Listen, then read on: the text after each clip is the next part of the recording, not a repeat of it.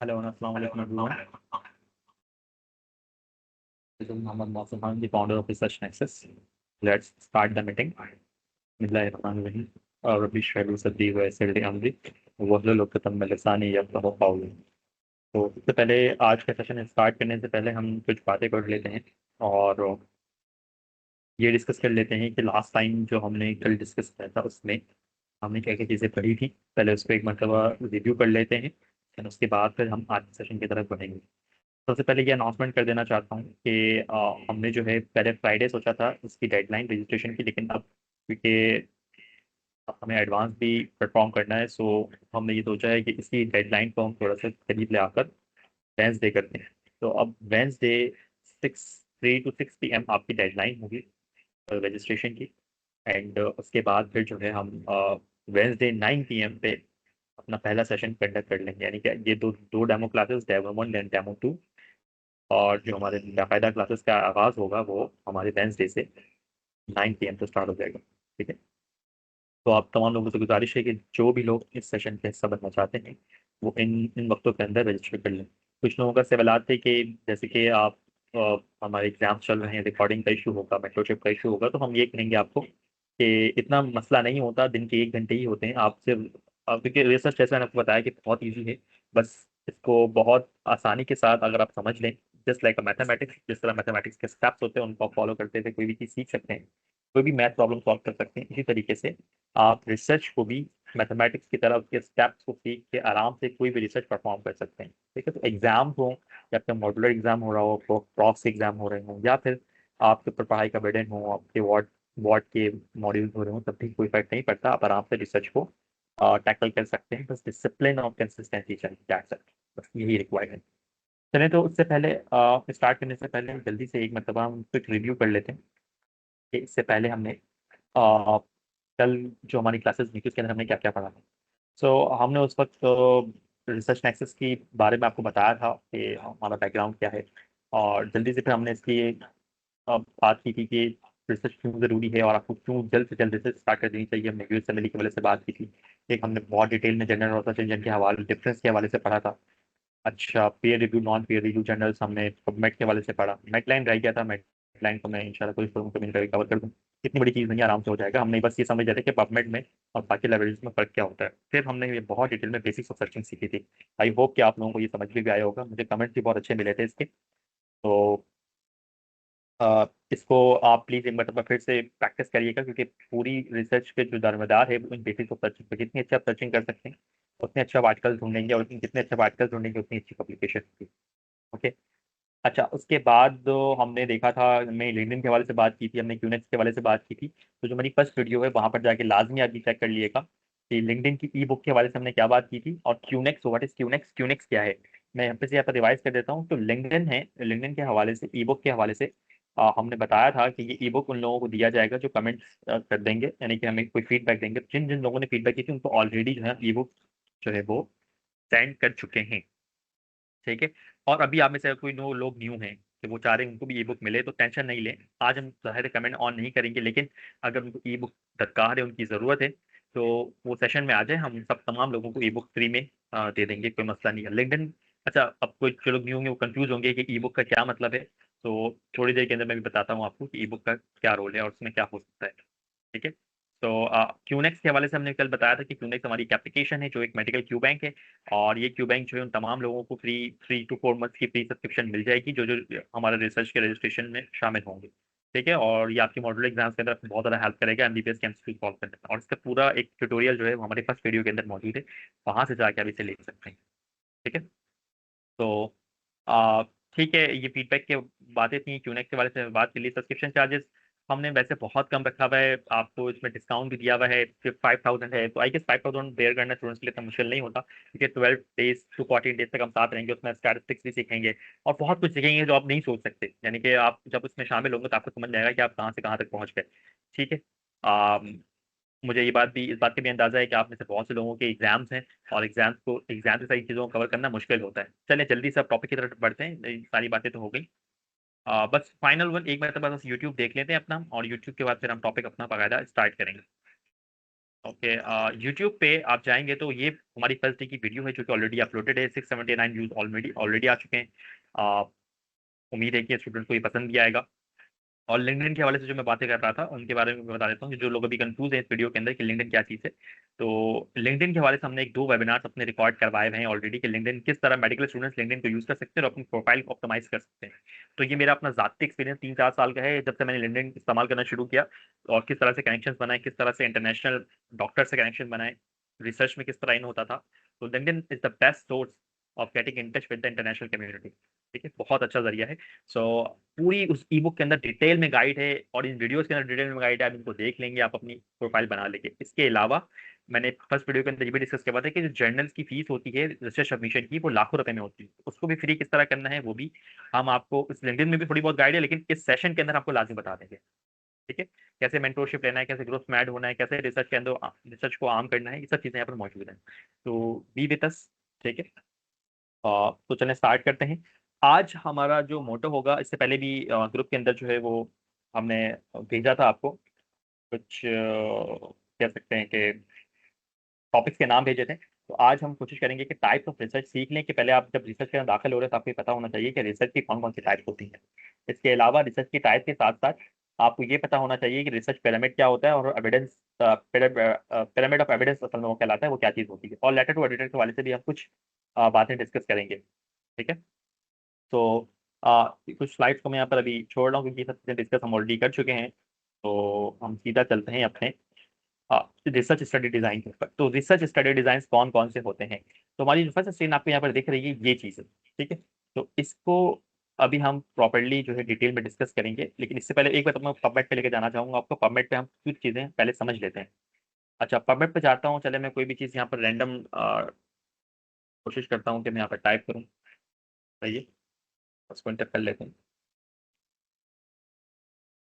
Okay, तो ये हमारे पास रिजल्ट्स आ रहे हैं। हमने पबमेड के बारे में कुछ ना कुछ डिस्कस किया था। तो फिर आज हम थोड़ा सा फिल्टर्स देखेंगे कि यहाँ पर आपके सामने फिल्टर्स देख रहे हैं। तो ये फिल्टर्स को आप यूज़ करके, जैसे यहाँ पर आप देख सकते हैं कि यहाँ पर आर्टिकल्स कहाँ से कहाँ थे कि 1908 से लेकर 2026 तक। अगर मैं इस फिल्टर को अपने हिसाब से एडजस्ट करना चाहूँ तो कर सकता हूँ। मतलब लेट्स सपोज मुझे आर्टिकल 2001 से लेकर 2026 तक चाहिए, मैं इससे पीछे के आर्टिकल्स नहीं देखना चाहता, तो आपको यहाँ पर पबमेड शो करना शुरू कर देगा। प्लस यहाँ पर भी कुछ फिल्टर्स हैं। यहाँ पर कुछ एब्स्ट्रैक्ट, फ्री, फुल टेक्स्ट ऐसे ये जो मामलात हैं ये हम आगे अपने सेक्शंस के अंदर मजीद डिस्कस करेंगे क्या होते हैं ये। मैं असल में आपको आर्टिकल टाइप के हवाले से ज़्यादा फोकस हूँ कि इन चीज़ों को सिखा दूँ। मेरे माउस के कर्सर को देखते जाइएगा। तो यहाँ पर बुक्स एंड डॉक्यूमेंट्स है, clinical trial, Meta analysis, observational studies, randomise control trial, review, systematic review. इसके अलावा जब आप यहाँ सी ऑल आर्टिकल टाइप्स पे क्लिक करते हैं यहाँ पर और भी बहुत सारे आर्टिकल टाइप्स।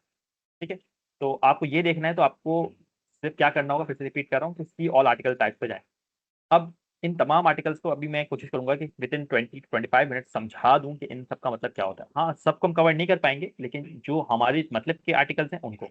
जब मैं कुछ आर्टिकल्स दे रहा हूँ, ऐसे केस रिपोर्ट को मैं ऐड करना चाहूंगा, मैं लेटर्स को ऐड करना चाहूंगा, मैं नेटवर्क मेटा एनालिसिस को ऐड करना चाहूंगा, ऑब्जर्वेशनल स्टडीज को ऐड करना चाहूंगा।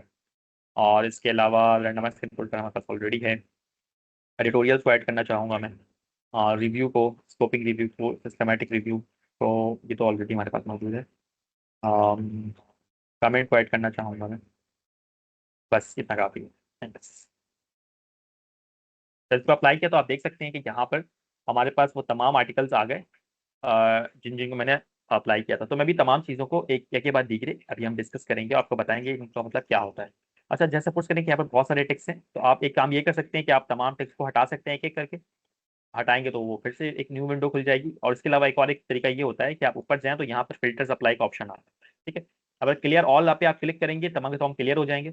मतलब आपके पास फिर से ये रिफ्रेश हो जाएगा पूरा पेज। देखें, आप कोई भी बॉक्स में टिक नहीं लगा हुआ और ये पूरा पेज रिफ्रेश हो जाएगा। अब मैं चाहता हूँ मैं कोई एक स्पेसिफिक आर्टिकल टाइप देखूँ। लेट्स सपोज मुझे जो है यहाँ पर केस रिपोर्ट्स देखने हैं, तो केस रिपोर्ट में क्लिक करता हूँ तो केस रिपोर्ट यहाँ पर जो है वो ओपन हो जाएगा। ठीक है, जिसको हम क्लियर ऑल करें फिर से वो क्लियर हो जाएगा। सो यहाँ तक बात हो गई, समझ में आ गई ना। अब हम चलते हैं अपने यहाँ पर डिस्कशन करते हैं कि आर्टिकल टाइप्स कौन कौन से होते हैं और इनको किस तरीके से हम एक दूसरे से डिस्टिंग्विश कर सकते हैं। और ये बहुत ज़रूरी है, ये हम कर लेते हैं तो आज ये कर लेंगे तो बस इसके बाद हमें कंफ्यूजन नहीं रहेगी कि हमें आया कि केस रिपोर्ट का मतलब क्या होता है, क्रॉस सेक्शन का मतलब क्या होता है, केस कंट्रोल क्या चीज़ होती है, कोविड क्या चीज़ होती है, रैंडमाइज कंट्रोल ट्रायल क्या होता है। ओके, सो अब हम चलते हैं। सबसे पहले आप यहाँ पर देख सकते हैं टाइप्स ऑफ एपिडेमियोलॉजिकल स्टडी। तो यहाँ पर हमारे पास दो टाइप्स होती हैं, एक नॉन एक्सपेरिमेंटल और एक्सपेरिमेंटल। ठीक है। अच्छा, यहाँ पर जो हमारा फोकस, जो हमारे बेसिक वेबिनार का फोकस है, वो हमारी non experimental type of studies के ऊपर है। ठीक है। जो एक्सपेरिमेंटल टाइप ऑफ स्टडीज हैं वो हम डील करेंगे अपने एडवांस के अंदर। तो नॉन एक्सपेरिमेंटल टाइप में आप देख सकते हैं कि हमारे पास दो फिर आते हैं, एक डिस्क्रिप्टिव और एक एनालिटिकल। एक एक करके हम सबको डिस्कस करते हैं कि डिस्क्रिप्टिव में क्या होता है और एनालिटिकल में क्या होता है। तो फर्स्ट वन इज द,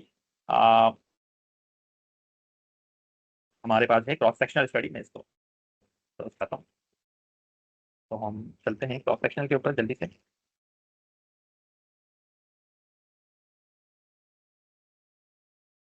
अब यहाँ पर मैं क्रॉस सेक्शनल को प्ले कर रहा हूँ। यहाँ पर क्रॉस सेक्शनल प्ले होने लगी है। तो आप देख सकते हैं जो हमारी क्रॉस सेक्शनल स्टडी है, आ, उसमें क्या होता है। ये एक ऑब्जर्वेशनल स्टडी होती है जिसके अंदर आप देख सकते हैं कि एक टाइम लाइन है। टाइम लाइन के अंदर हम एक क्रॉस सेक्शन बनाते हैं, यानी कि हम स्पेसिफिक एक टाइम में कुछ नंबर ऑफ पेशेंट से इंटरव्यू करते हैं। That's it. इसका मतलब ये है कि हमने एक रिसर्च की, लेट सपोज हमें किसी डिजीज के बारे में प्रेवलेंस मालूम करना है। आपके सामने यहाँ पर कुछ पीपल दिख रहे हैं, कुछ ब्लैक में कुछ रेड में। अब वो क्या कह रहा है कि it is used to describe estimates like prevalence. इससे पहले भी हमने लेक्चर वर्क के अंदर ये बात डिस्कस की थी, क्रॉस सेक्शनल स्टडी के जब हम टाइपिक के बारे में बात कर रहे थे, तो यहाँ पर हम क्या करते हैं, प्रेवलेंस मालूम करने के लिए, नॉलेज एटीट्यूड मालूम करने के लिए, मेडिकल डिस्पेंसरीज के यूज़ के लिए, ठीक है, और मेडिकल प्रैक्टिस के लिए, इन सब चीज़ों के लिए प्रोफेशनल यूज होता है। प्रोफेशनल स्टडीज में जब हम इंटरव्यू जो डेटा कलेक्ट करते हैं, यानी कि जो अपने पेशेंट से जो मालूमात लेते हैं रिसर्च के लिए, वो एक इंटरव्यू बेस्ड होता है। इंटरव्यू बेस्ड होता है या फिर एक पेपर उसमें हम फिल करवाते हैं। तो होता क्या है कि इसमें कोई पेशेंट फॉलो अप में नहीं रहता। वन टाइम इंटरव्यू होता है ना, किसी पेशेंट से हम अगर डेटा कलेक्ट कर रहे हैं उसके बारे में, उसके डिजीज के बारे में, तो मुझसे सिर्फ एक ही बार मिलेंगे, उससे जो डेटा कलेक्ट करना है कलेक्ट करेंगे, चाहे वो लैब हो, चाहे वो उसके साइकोलॉजिकल फीचर्स हों, चाहे उसके डिजीज के सिम्टम्स हो। एक बार उससे मुलाकात करेंगे और उसके बाद ना पेशेंट हमें जानता है और ना हम पेशेंट को जानते हैं, बस उसका डेटा हमारे पास होगा। That is why it is called a cross section, because it makes a cross section in the time line. तो आप देख सकते हैं यहाँ पे टाइम लाइन है हमारे पास, ठीक है, ब्लू कलर की देखिए आपको दिख रही है। उसमें हमने क्रॉस सेक्शन में कुछ नंबर ऑफ पेशेंट्स का, नंबर ऑफ कॉम्प्लिकेशंस का डेटा ले लिया। That's it, this is called a cross sectional study, और ये एक इजी स्टडी होती है और स्टूडेंट लेवल के ऊपर ये करना बहुत आसान है। अगर आप चाहते हैं कि ये स्टडी के बारे में, तो हमारे इंस्टाग्राम पे इसकी पब्लिकेशन मौजूद है, हम वहां जाके विजिट कर सकते हैं किस तरह स्टूडेंट्स ने क्रॉस सेक्शनल स्टडीज को पब्लिश किया। अभी रिसेंटली भी एक क्रॉस सेक्शनल स्टडी पब्लिश हुई थी, तो वो भी हमारे स्टूडेंट ने पब्लिश की थी। वो अभी तक हमने इसको पोस्ट नहीं किया है, क्योंकि हमारे सेशंस के पोस्टर चल रहे हैं, तो उसके बाद हम इसे इंशाल्लाह पोस्ट करेंगे। Okay. So this is called the cross sectional study, जिसमें हम टाइम के अंदर एक स्पेसिफिक टाइम में कुछ पेशेंट का डेटा लेके उसको बस एक पेपर की फॉर्म में सबमिट कर देते हैं। ठीक है। अच्छा, इसके बाद अब मैं आपको ये बताना चाहता हूँ कि लेट्स सपोज ये जो एनालिटिकल स्टडी है इसको हम ऑब्जर्वेशनल स्टडीज भी बोलते हैं, ऑब्जर्वेशनल। ठीक है। तो उसके अंदर पहला तो क्रॉस सेक्शनल आ गया, केस कंट्रोल और कोहेट। अगर हम अपने पबमेट की स्क्रीन पे जाएं, तो आप यहाँ पर देख सकते हैं कि साइड में मैंने कुछ फिल्टर्स में ऑब्जर्वेशनल स्टडीज पे क्लिक किया था। अगर मैं इस पे क्लिक करूँ, तो असल में होगा ये कि जब अब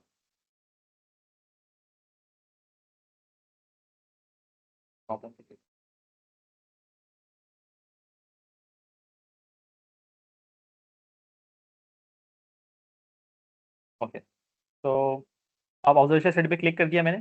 तो हाइपरटेंशन को आप देख सकते हैं कि यहाँ पर, अब यहाँ पर ऑब्जर्वेशन स्टडी का टैग लग गया। मेरे माउस के कर्सर को देखें, फिल्टर सप्लाई और ऑब्जर्वेशन स्टडीज। अब जो मुझे हाइपरटेंशन के बारे में 10,000 स्टडीज मिल रही हैं, वो सिर्फ ऑब्जर्वेशनली स्टडीज हैं। मतलब उसमें क्या क्या होगा, उसमें ये तीन स्टडीज होंगी, क्रॉस सेक्शन होगा, केस कंट्रोल और कोविड। अगर आपको स्पेसिफिकली क्रॉस सेक्शनल देखना है, तो उसका तरीकाकार ये है कि सिंपल आप ऊपर जाएं अपने सर्च बार में, एंड लगाएं, इसके बारे में हमने कल डिस्कस कर लिए थे, एंड और तो मतलब क्या होता है, और यहाँ पर जाके आप सेक्शनल लिखते हैं। और मैं डबल कोट्स क्यों लगा रहा हूँ, ये भी हमने फर्स्ट वीडियो के अंदर डिस्कस किया था, क्योंकि ये एक क्रेज है।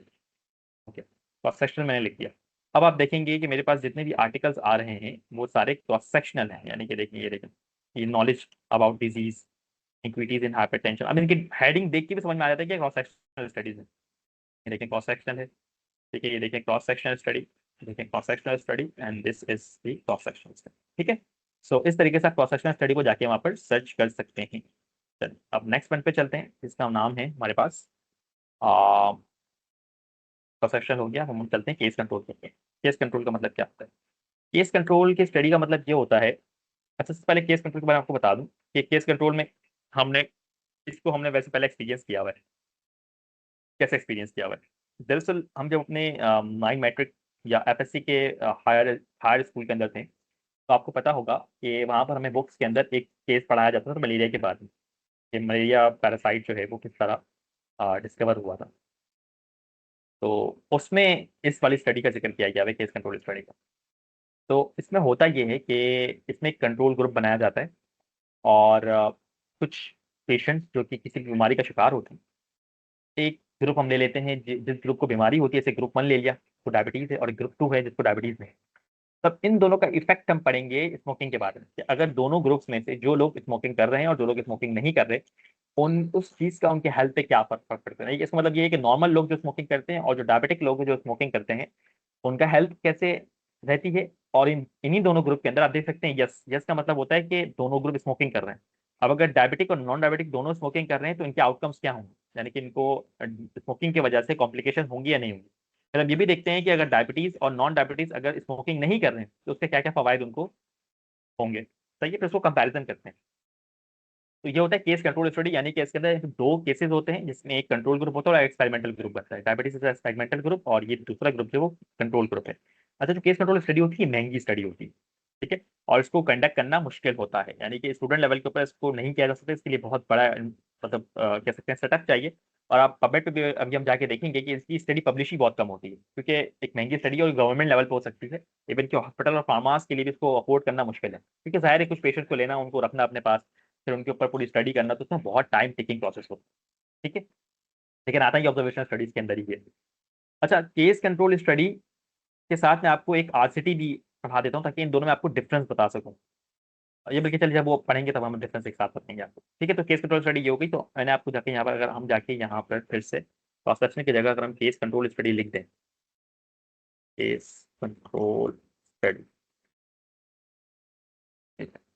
आप देखेंगे यहाँ पर रिजल्ट्स बहुत कम है, सिर्फ 183 रिजल्ट मिल रहे हैं। मतलब देख सकते हैं कि रिजल्ट्स बहुत कम है। मतलब ये स्टडी कंडक्ट ही बहुत कम की जाती है। केस कंट्रोल आ गया, केस कंट्रोल आ गया, तो ये उमूमन वैसे स्टूडेंट्स की अर्ज की बात भी नहीं है, ये सारे जो है गवर्नमेंट लेवल पर होता है। तो बस आपको बताना ये था कि केस कंट्रोल होता क्या है, तो आपको समझ में आ जाए जब भी केस कंट्रोल का लफ्ज है था। अब एक इसके बाद होता है कोहेट स्टडी। तो कोहेट स्टडी होती है, वो थोड़ी सी डिफरेंट है क्रॉस सेक्शनल और केस कंट्रोल के मुकाबले में। कोहेट के अंदर क्या होता है हम ये देखते हैं। कोहोर्ट के अंदर दरअसल पेशेंट जो है वो फॉलो अप में रहता है। ठीक है, हम किसी भी डिजीज के बारे में स्टडी अपनी स्टार्ट करते हैं, जैसे यहाँ पर हमने दो ग्रुप ले लिए, ग्रुप ए स्मोकर्स और ग्रुप ए नॉन स्मोकर्स। अब उनका हम पूरा सब कुछ चेक करते हैं कि इनके पास्ट में क्या हुआ और इनके फ्यूचर में क्या होगा। यानी कि जो कोहर्ट स्टडीज होती हैं, इसका नाम ही कोहर्ट है, यानी कि पूरा प्रोग्राम होता है जो कि लॉन्ग टर्म चलता है। यानी कि ये स्टडी बहुत लंबी लंबी होती है, कम से कम 6-7 महीने की स्टडी ये होती है। 6-7 महीने लगते हैं इसको कंप्लीट करने में, और सालों पे मोहित जा सकती है ये। यानी कि अगर मैं आपको बताऊं एक मशहूर स्टडी के बारे में, आप में से अगर कोई थर्ड फोर्थ ईयर के स्टूडेंट्स हैं तो उन्होंने कम्युनिटी मेडिसिन पढ़ी है। कम्युनिटी मेडिसिन के अंदर आपने एक स्टडी का नाम सुना होगा, फर्मिंगम स्टडी का, अगर आप लोगों ने भी पढ़ लिया तो। फर्मिंगम स्टडी जो है वो यूएस के अंदर कंडक्ट की जा रही है। फर्मिंगम उनका अपना एक शहर या इलाका है, आई होप सो, बहरहाल। तो वो कार्डियोवास्कुलर डिजीज के ऊपर वो स्टडी हो रही है। कार्डियोवास्कुलर डिजीज के ऊपर उन्होंने 3 नस्लों पे वो स्टडी की है। यानी कि पहली नस्ल जो कि दादा और नाना की थी, उसके बाद बाप और माँ यानी कि मदर और फादर के ऊपर, और उसके बाद जो उन्होंने अब स्टडी कर रहे हैं वो उनके सेकंड थर्ड जनरेशन ऑफ के ऊपर हो रही है। देखिए 3 जनरेशन में जो कार्डियोवास्कुलर इवेंट्स हैं उनको उन्होंने पूरा तरीके से नोट डाउन किया। यानी कि जो पूरी हमारी कह सकते हैं कि जितने भी रूल्स रेगुलेशंस बनते हैं ना हमारे कार्डियोलॉजी के अंदर, कार्डियो थोरेसिक सर्जरी में, कार्डियोलॉजी में, तो वो तकरीबन वहीं से इंस्पायर्ड होते हैं उस बर्मिंघम स्टडी से। तो उन्होंने तकरीबन वहाँ पर 52 या 62 फैमिलीज हैं और अच्छे खासे लोग हैं उसके अंदर स्टडी में इन्वॉल्व हैं। और रेगुलर बेसिस पे उनका चेकअप्स होती हैं, उनको ओपीडी में बुलाया जाता है, उनकी हर चीज़ को नोट किया जाता है कि वो क्या खाते हैं, कौन सी जॉब कर रहे हैं, ठीक है, उनका मिलना जुलना किन लोगों से है। मतलब उनके साइकोलॉजिकल फैक्टर्स को, उनके हार्ट पे क्या इफेक्ट पड़ता है, उनके हार्ट की वजह से उनकी बॉडी पे क्या इफेक्ट पड़ता है, उनकी बॉडी की वजह से उनके वर्किंग एक्सपीरियंस पे क्या इफेक्ट पड़ता है। मतलब टोटल हर चीज जो आप नोट कर सकते हैं उनके अंदर नोट की जा रही है। तो ये होता है कोहॉर्ट स्टडी, और कोहॉर्ट स्टडी भी स्टूडेंट लेवल पे करना मुश्किल है बहरहाल। लेकिन ये केस कंट्रोल के मुकाबले में ज्यादा पब्लिश होती है। ठीक है, यानी कि अब आप देख सकते हैं कि जो फर्मिंगम स्टडी है वो तकरीबन 60 साल 60 ईयर से अब अभी तक कंटिन्यू चल रही है, और उसके ऊपर बहुत सारे पेपर्स पब्लिश हो चुके हैं ऑलरेडी। यानी कि एक स्टडी थी लेकिन मल्टीपल पेपर्स उसको पब्लिश होते रहते हैं वक्त के साथ साथ। तो अब हुआ ये कि कोहॉर्ट स्टडी के बारे में मैं बताऊं आपको अपना वाक्य, कि जब एक मरतबा मैं अपने मेरे ख्याल से फोर्थ ईयर फाइनल ईयर में था, तो जियाउद्दीन मेडिकल कॉलेज है तो क्लिफ्टन, उनका क्लिफ्टन वाला कैंपस, वहाँ पर जियाउद्दीन हॉस्पिटल का क्लिफ्टन कैंपस, वहाँ मैं गया था। वो एक वेबिनार होता था, वहाँ पर मुझे एक पोस्टर प्रेजेंटेशन के अंदर एक लड़की मिली थी जिसने कोहॉर्ट स्टडी कंडक्ट की थी। उसमें उसने ट्रॉमेटिक पेशेंट्स के प्लेटलेट लेवल्स को चेक किया था कि वो किस तरीके से अप डाउन होते हैं। तो मैंने उससे पूछा कि यार आपने किस तरह कंडक्ट किया, तो मुश्किल स्टडी होती है क्योंकि मैंने आज तक खुद कंडक्ट नहीं किया ऐसे। तो उन्होंने बताया कि मेरे पास हॉस्पिटल की सपोर्ट थी, मुझे डॉक्टर्स ने मतलब अच्छा खासा सपोर्ट किया, मैं रेगुलर जाती थी हॉस्पिटल, वहाँ से उनका रिपोर्ट लेती थी। अब जैसे जयाउद्दीन एक प्राइवेट हॉस्पिटल है और वहाँ पर पेशेंट जो है फॉलोअप में होते हैं, अमीर लोग होते हैं, सीधी सी बात है, गवर्नमेंट अस्पताल की तरह गरीब लोग वहाँ आते नहीं हैं। तो लोग फॉलोअप में रहते हैं, तो इस तरीके से उसको आसानी हुई और 6 महीने के अंदर उसने वो स्टडी कंप्लीट किया, वो पब्लिश भी हो गई। ठीक है, तो मैं भी बहुत खुश हुआ यार, चलो स्टूडेंट लेवल पे किया सकती, लेकिन बहरहाल इतना आसान नहीं है इसको कंडक्ट करना, और मैं मशवरा भी नहीं देता कि आप कोर्स स्टडी करें, तो आप फंस जाते हैं, क्योंकि इसको कंप्लीट करना एक खुद में एक चैलेंज है। ठीक है, तो बस बताने का मकसद ये था कि क्रॉस सेक्शनल क्या होता है कि हम वर्क और स्पेस के अंदर एक इंटरव्यू बेस्ड होता है, जिसमें हम जो है एक स्पेसिफिक टाइम लाइन में एक इंटरव्यू कंडक्ट करके कुछ पेशेंट्स की मालूमात लेके उसको पब्लिश करते हैं। केस कंट्रोल मैंने बता दी कि इसमें 2 कंट्रोल ग्रुप्स बनते हैं और उसमें उनके इफेक्ट्स को मालूम किया जाता है। लेट्स सपोज अगर डायबिटीज है तो उसके स्मोकिंग का इफेक्ट, जिनको डायबिटीज है उस पर क्या फर्क पड़ेगा, और जो ग्रुप 2 है उस पर क्या फर्क पड़ेगा। और कोविड स्टडी मैंने आपको बता दी कि मुकम्मल स्टडी होती है जिसके अंदर हम पेशेंट को ओवरऑल चेक करते हैं, और ये महीनों पर मोहित होती है। तो ये तीनों स्टडीज ऑब्जर्वेशन स्टडीज के अंदर आती है, जो हमने यहाँ पर ये कॉलम बनाया ऑब्जर्वेशन स्टडीज का। आप देखेंगे कोविड स्टडी वगैरह हम यहाँ पर लिखें तो आपको स्टडीज मिल जाएंगी यहाँ पर, कोविड स्टडीज। ठीक है, कोविड स्टडी के अंदर भी आपको देखेंगे थोड़ा ज़्यादा रिजल्ट मिलेंगे आपको केस कंट्रोल के मुकाबले में। अगर आप, तो ये देखिए यहाँ पे कोविड स्टडी है, इस तरीके से कोविड है, कोविड है, कोविड स्टडी है। ठीक है, तो ये आपको मिल जाएंगे स्टडीज इसके ऊपर ना। तो ये तीन, उम्मीद है कि आप लोगों को ये तीन स्टडीज के बारे में समझ में आ गई होगी चीज़ें।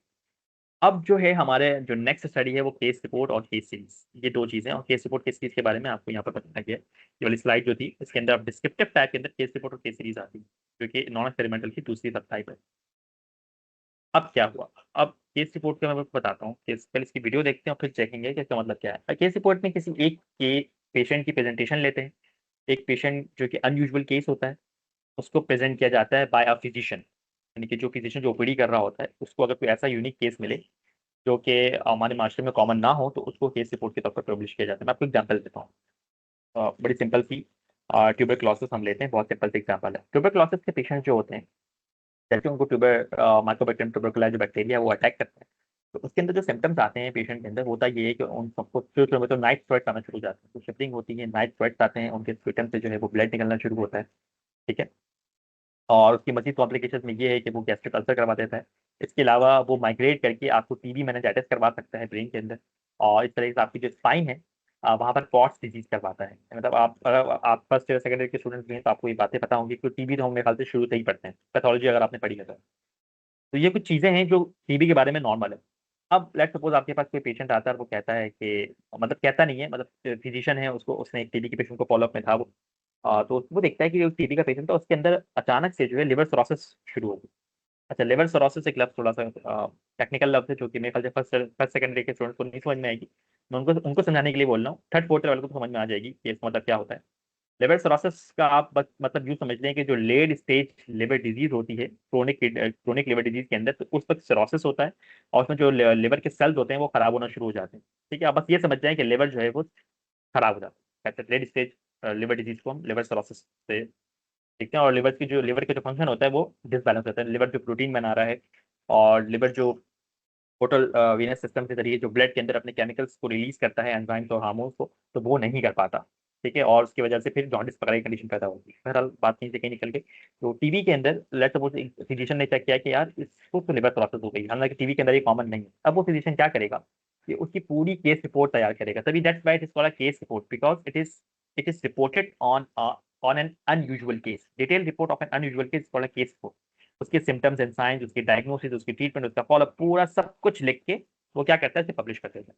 This called case report. और केस रिपोर्ट हम भी लिख सकते हैं, और बहुत आसान होता है। जब आप हॉस्पिटल में जाएं, किसी फिजिशियन से बात कर लें तो मुझे केस रिपोर्ट लिखनी है, तो वो आपको पूरा सब कुछ मैटर कंटेंट प्रोवाइड करेगा, और प्रोवाइड करने के बाद जो है वो केस रिपोर्ट पब्लिश भी हो जाती है। ठीक है, तो अगर आप पबमेड के ऊपर आए तो आपको यहाँ पर केस रिपोर्ट मिल भी जाएगी। अभी भी हमारे स्टूडेंट्स ने कुछ केस रिपोर्ट पब्लिश किया था, आई पता नहीं वो हमारे इंस्टाग्राम पे पोस्ट हुआ नहीं हुआ, लेकिन हम मतलब केस रिपोर्ट पे हम भी काम कर रहे हैं एक ना।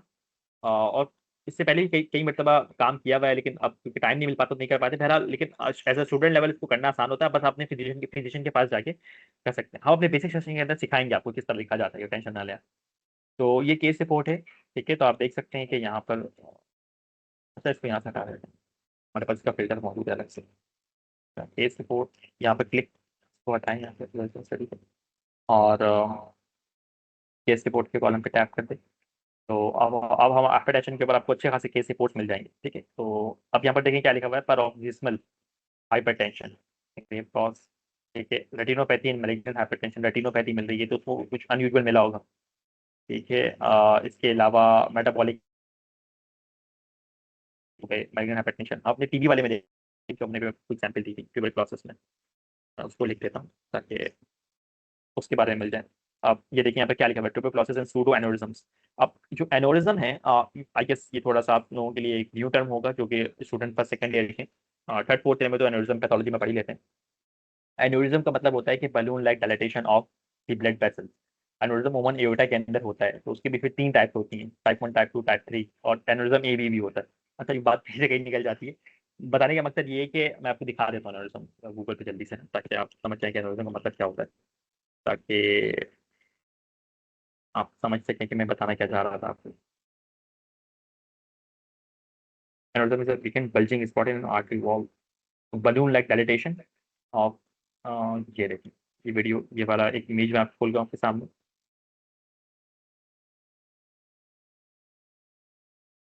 ये आपके सामने इमेज खुल गई होगी।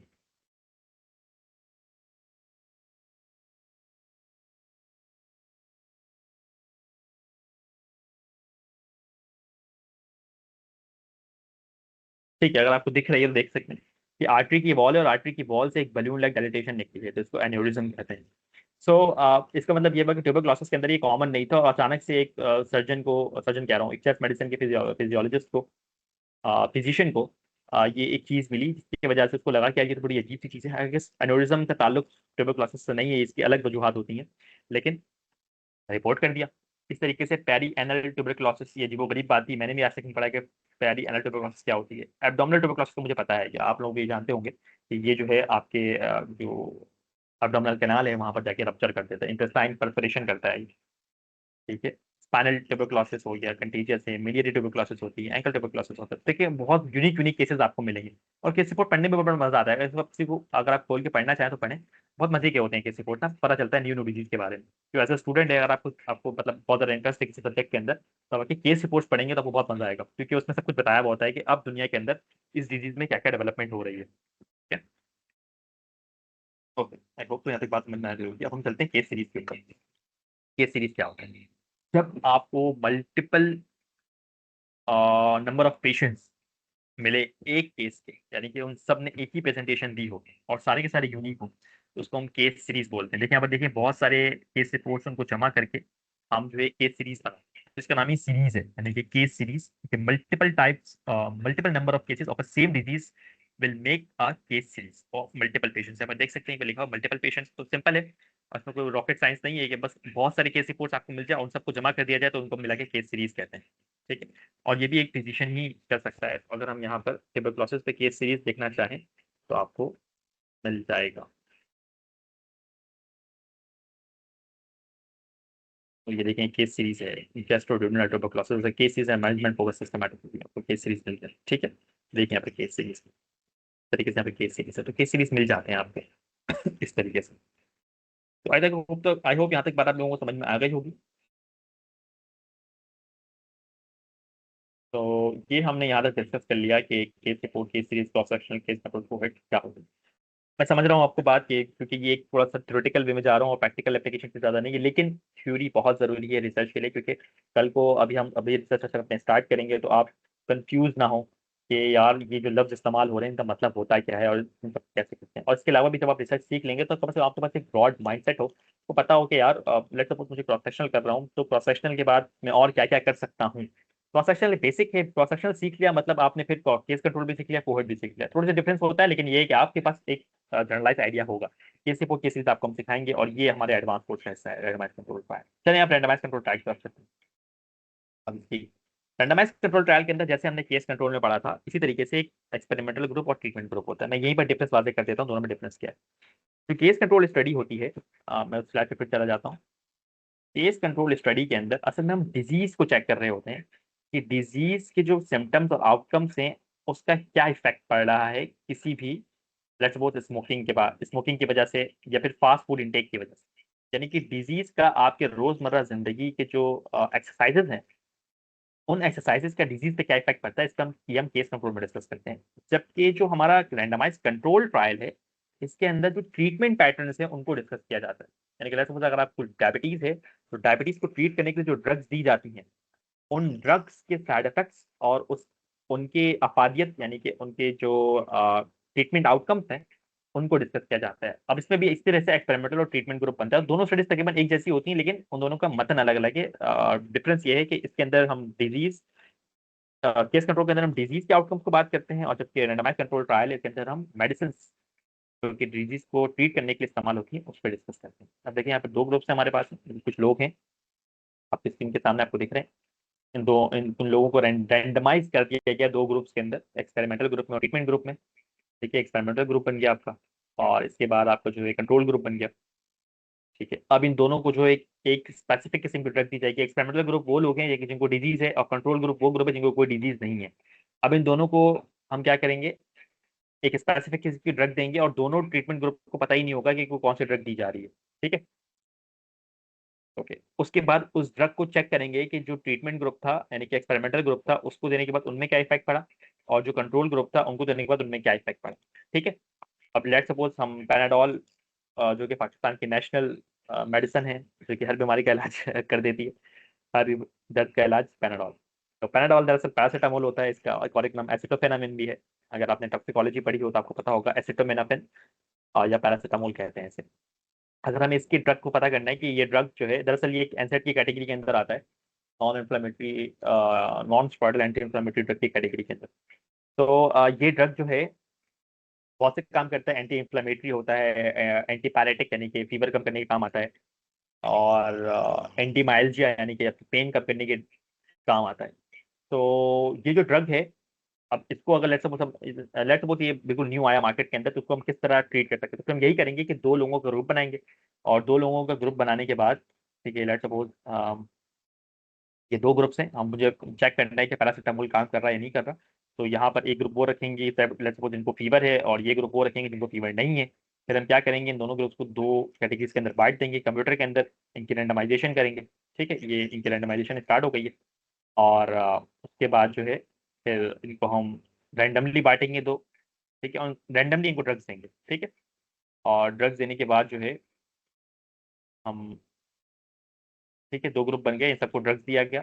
और फिर बस आखिर में ये चेक करना होता है कि पैनाडोल जो जिनको बुखार था उन पे किस तरह इफेक्ट करता है, और जिनको कंट्रोल ग्रुप था उस पर क्या इफेक्ट करता है।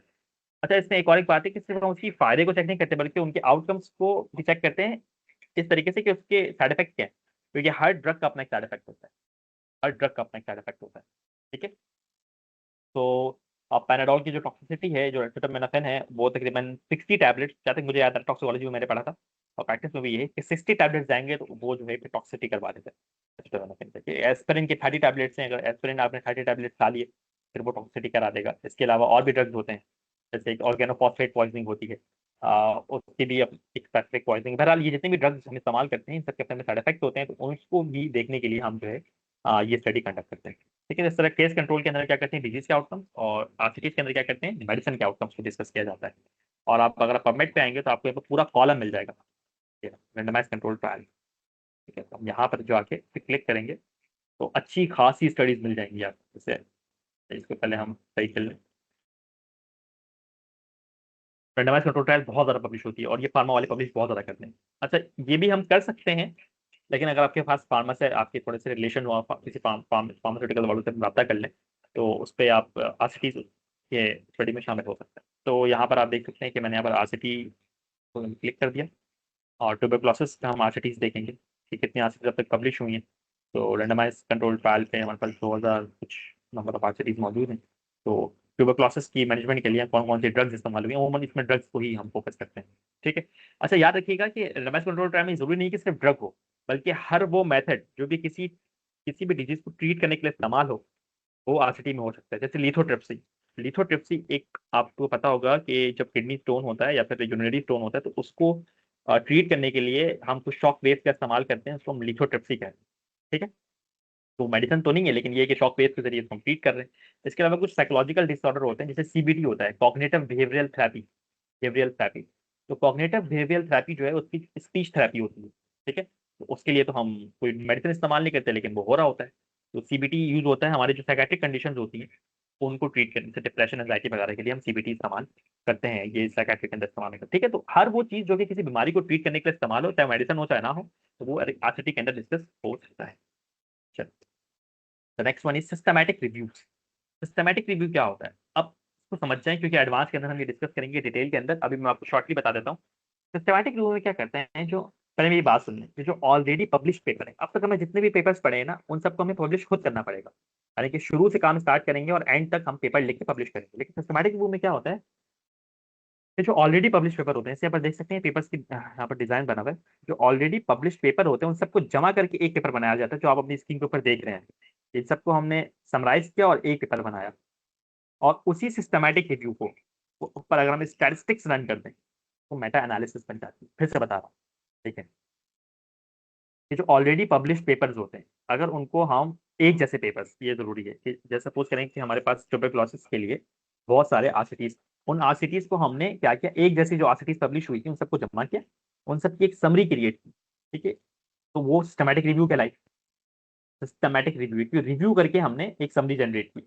अब उसी समरी के ऊपर जब हमने स्टैट्स रन कर दिए, यानी कि कुछ कुछ मैथमेटिकल इक्वेशंस लगा के उसके जरिए कोई रिजल्ट जनरेट किया, उसको हम मेटा एनालिसिस बोलते हैं। ये जो अपनी स्क्रीन पे आप देख रहे हैं, ये दरअसल फॉरेस्ट प्लॉट कहलाता है, और ये मेटा एनालिसिस के समझ के ना एक तरीके से हार्ट है। तो ये जब जनरेट करना होता है तो उसके लिए हम उसको हम क्या कहते हैं, मेटा एनालिसिस सॉफ्टवेयर हमारे पास है रेवमेन के नाम से, और उसके अलावा आर प्रोग्रामिंग भी होती है, तो उसके जरिए हम ये करते हैं और फिर उसके लिए मेटा एनालिसिस पब्लिश होता है।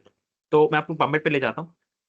तो यहाँ पर अब जैसे ये आर सिटी है, तो सपोज करें हमने यहाँ से 5-6 आर सिटीज ली और उनको उनको जमा करके हमने जो है एक सिस्टमैटिक रिव्यू पब्लिश कर दिया। तो मैं सिस्टमैटिक रिव्यू पे क्लिक करता हूँ। सिस्टमैटिक रिव्यू आपको देखेंगे कि बहुत सारी स्टडीज आपको मिल जाएंगी। ठीक है, तो मैंने यहाँ पे क्लिक कर दिया तो आपको यहाँ पर सिस्टमैटिक रिव्यू मिलते हैं। सिस्टमैटिक रिव्यू मतलब सब ये कि इन सिस्टमैटिक रिव्यूज के अंदर पहले से जो पब्लिश आर्टिकल्स थे वो क्या हुए, इन स्टडीज में शामिल थे। ठीक है, अब मेटा एनालिसिस क्या है, मेटा एनालिसिस सिस्टमैटिक रिव्यू के बाद होती है, यानी कि पहले आपको सिस्टमिक रिव्यू जनरेट करना पड़ेगा। ठीक है, एक रिव्यू जनरेट करना पड़ेगा ऑन सिस्टमैटिक पे, उसके बाद ही आप मेटा एनालिसिस पब्लिश कर सकते हैं। अब मैं अगर मेटा एनालिसिस पे क्लिक करूं तो आप देख सकते हैं कि यहाँ पर आपको दो लफ्ज मिलेंगे, जैसे कि systematic review and Meta analysis, systematic review and Meta analysis. ठीक है, तो याद रखिएगा कि सिस्टमैटिक रिव्यू को आप स्लोली भी पब्लिश कर सकते हैं, यानी कि सिस्टमैटिक रिव्यू, लेकिन मेटा एनालिसिस स्लोली पब्लिश नहीं हो सकता, उसके लिए पहले सिस्टमैटिक रिव्यू होना जरूरी है। ठीक है, उसके बाद ही मेटा एनालिसिस हो सकती है। तो वो दोनों ही कैटेगरी हायर कैटेगरीज के अंदर जाते हैं। ठीक है, और सबसे अच्छी बात ये है कि इनको स्टूडेंट्स आराम से पब्लिश कर सकते हैं, और हमारा जो एडवांस कोर्स है वो इसी के ऊपर ही बेस करता है।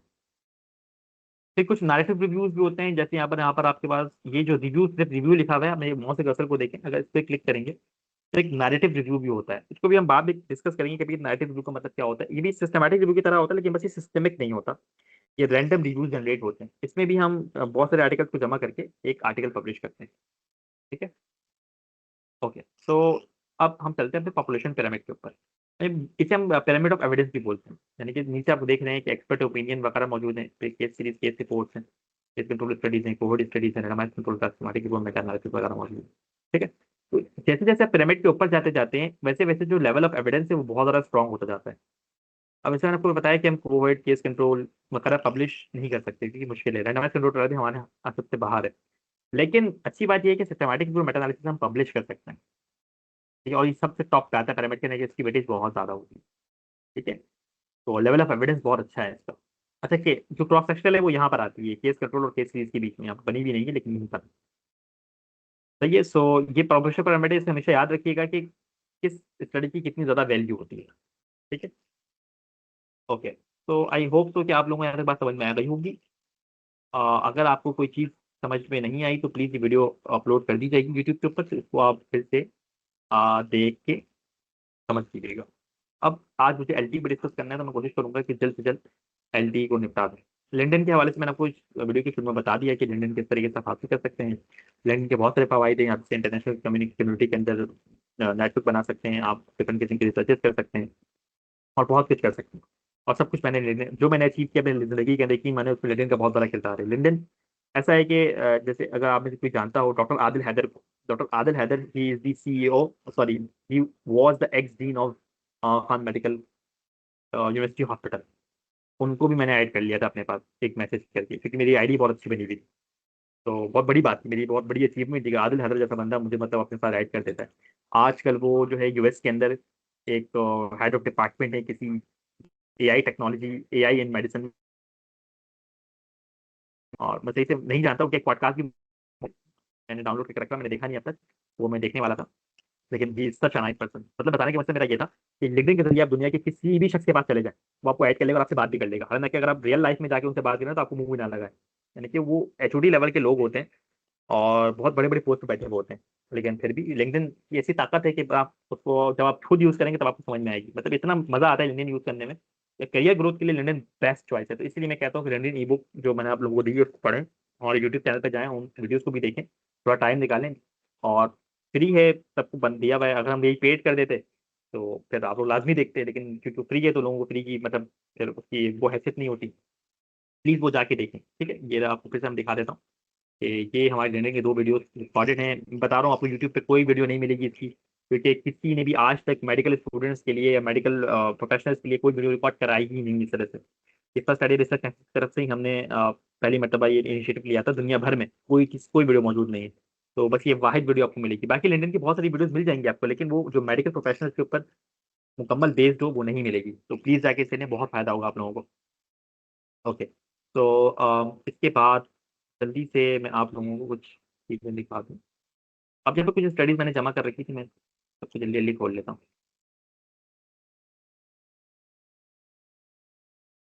थोड़ा सा बचिएगा, ये बस मैं जल्दी जल्दी सारी स्टडीज खोल लूँ। ये वो स्टडीज हैं जो हमारे स्टूडेंट्स ने पब्लिश की हुई है, और ये सब की सब आपको हमारे इंस्टाग्राम पेज के ऊपर मिल जाएगी। मैं कुछ चीज़ें यहाँ पर और भी डिस्कस करना चाहता हूँ ताकि आप,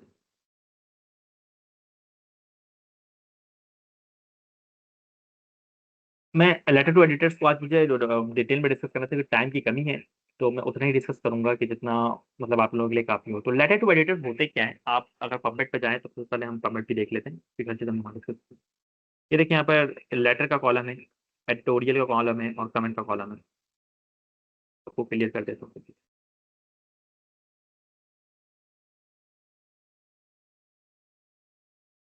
ओके, सो यहाँ पर आप देख सकते हैं कि ये कॉलम्स हैं, कमेंट, एडिटोरियल, लेटर। ये तीनों चीजें जो है लेटर टू एडिटर की कैटेगरी में आती है। लेटर टू एडिटर क्या होता है? लेट सपोज मेरे पास सामने ये आर्टिकल है, diagnostic accuracy of 3 technologies for the diagnosis of multi drug resistant tuberculosis. मैं इसे ओपन करता हूँ। मैं जैसे ही इसे ओपन करूंगा मेरे पास ये एक चीज आ जाएगी, ठीक है। अब मैं क्या करता हूँ, इसका फुल टेक्स्ट पीडीएफ पढ़ लेता हूँ। फुल टेक्स्ट पीडीएफ कैसे देखते हैं वो भी मैं आपको बाद में बताऊंगा, ठीक है। तो अब ये इस आर्टिकल को मैंने पढ़ा और मैंने समझा कि यार इस आर्टिकल में कुछ गलतियां हैं।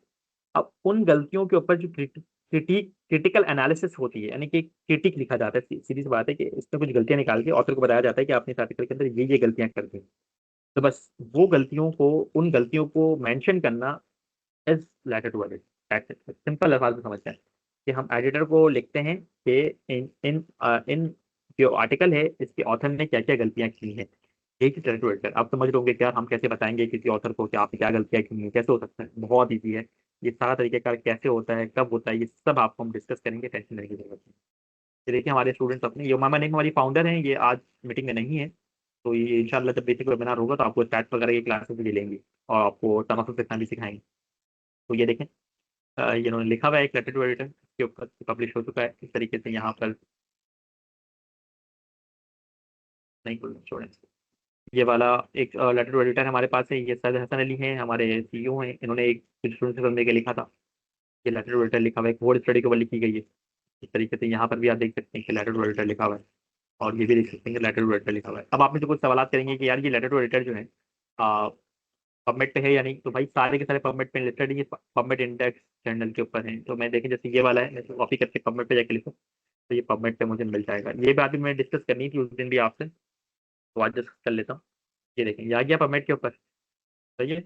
तो आप देख सकते हैं कि ये पबमेड के ऊपर जो है मौजूद है आर्टिकल, ठीक है।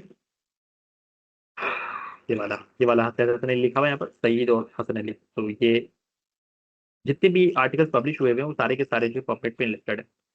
तो बस ये लेटर टू एडिटर है, इसको लिखना किस तरीके से, इसकी पूरी एक फाइल हमने तैयार कर रखी है। और अगर मुझे अभी मौका मिल जाता तो मैं आपके सामने डिस्कस कर भी लेता। एक मिनट मुझे दिएगा जरा, मैं आपको दिखा देता हूँ।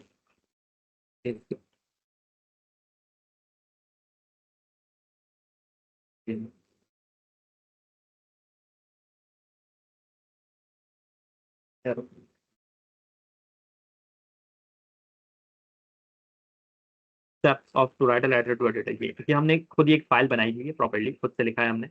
तो ये आपके साथ हम शेयर कर देंगे पूरी फाइल, और सिर्फ शेयर नहीं करेंगे बल्कि हमारे पूरे लेक्चर्स हैं इसके ऊपर। 2-3 दिन हम लगाएंगे, लेटर वेटर लिखना सिखाएंगे, प्रॉपर्ली किस तरह लिखा जाता है वो हमारी जो बेसिक संविधान का कोर्स है उसके अंदर प्रॉपर्ली हम इस बात को डिस्कस करेंगे। हाँ, बहुत अच्छा सामने बनाया हुआ है इसको, उसको लिख के आप आराम से पब्लिश कर सकते हैं, हमारे स्टूडेंट्स ने पब्लिश किया हुआ है।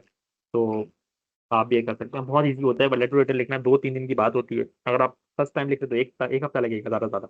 अगर आप प्रो हो जाएंगे तो मुश्किल 21 महीने 1-1 दिन में लिखना शुरू कर देंगे, यानी इतना ईजी होता है। अब तो एआई भी आ गया तो अब और ईजी हो गया, मतलब उसके जरिए तो लिखना फिर और आसान है।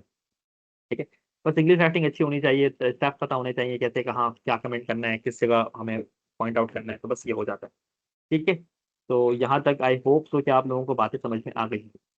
अब मैं आपको कुछ बातें बताना चाहता हूँ कि हम कुछ एआई टूल्स के ऊपर डिस्कशन करेंगे अपने सेशन के अंदर, कि क्यूलबॉट और लेट मैप्स, कैंडिडेट पेपर्स या रिसर्च रैबिट क्या होते हैं, जिनको किस तरह यूज़ किया जा सकता है।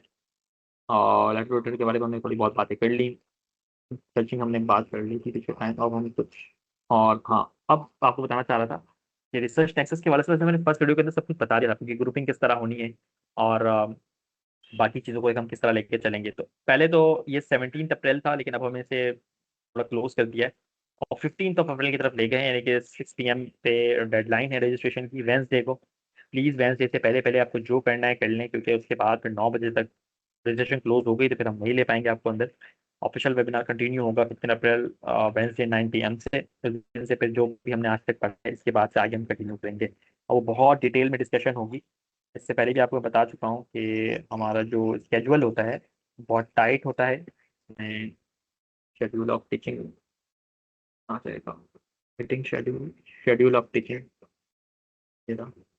तो ये इस तरीके से ये जून बना हुआ है, लेकिन मैंने पिछले वीडियो के अंदर अप्रैल वाला भी दिखाया था, मुझे मिल नहीं रहा कहाँ चला गया। बहरहाल तो बहुत सारे हमारे डेट्स हैं, तो उसमें एक एक करके हम सब कुछ बता रहे होंगे कि इस तरीके से आपको दी जाएगा सर्टिफिकेट, आपको हम विद इन सेशन दे देंगे। ऐसा नहीं होगा कि सेशन के बाद दे, लेकिन हम उसे विद इन सेशन दे देंगे सर्टिफिकेट आपको।